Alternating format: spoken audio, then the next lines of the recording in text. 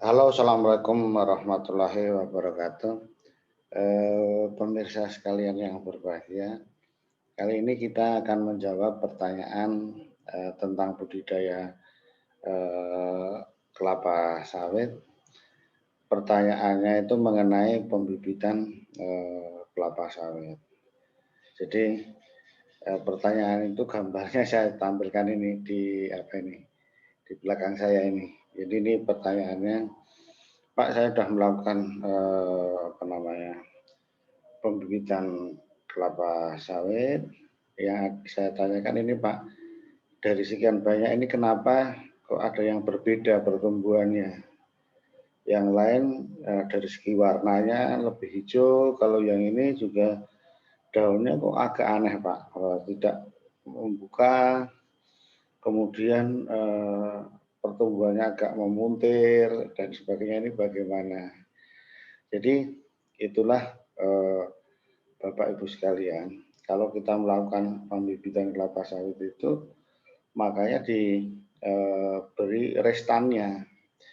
Jadi kalau kita mau menanam kelapa sawit 1 hektar itu 143, makanya beli kecambahnya tidak 143. Nah, kalau bisa ya 180.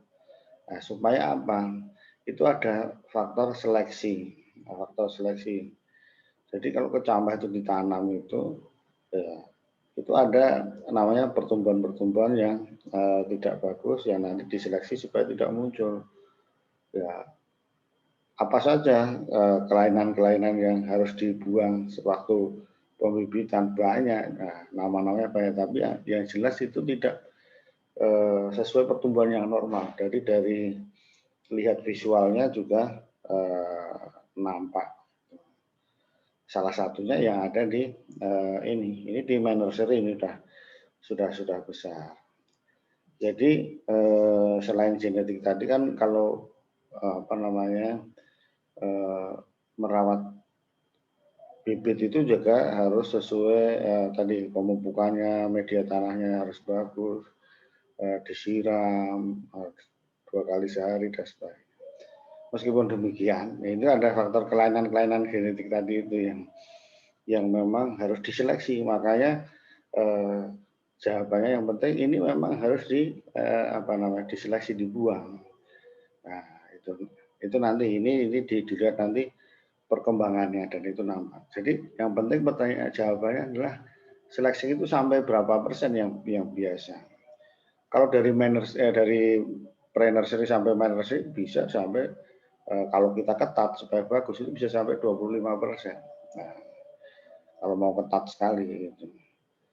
Jadi bisa saja tergantung kondisinya itu mau 15% misalnya kan gitu. Jadi dari pre-nursery sudah kita seleksi, kemudian nanti di main nursery juga diseleksi. Jadi yang nanti ada yang terkena crown disease, ada yang muntir-muntir, keringkel, ada yang daun lalang, nah, itu semua kita sisihkan supaya mendapatkan bibit yang bagus. Jadi jangan berharap yang dibibitkan itu jadi semua bibit. Nah, makanya ada faktor seleksi. Demikian Bapak Ibu pemirsa, khususnya yang tanya mengenai kondisi bibit kelapa sawit yang diusahakan ini. Oke, ingat seleksi harus dilakukan supaya mendapatkan bibit yang prima. Terima kasih, mudah-mudahan bermanfaat. Assalamualaikum warahmatullahi wabarakatuh.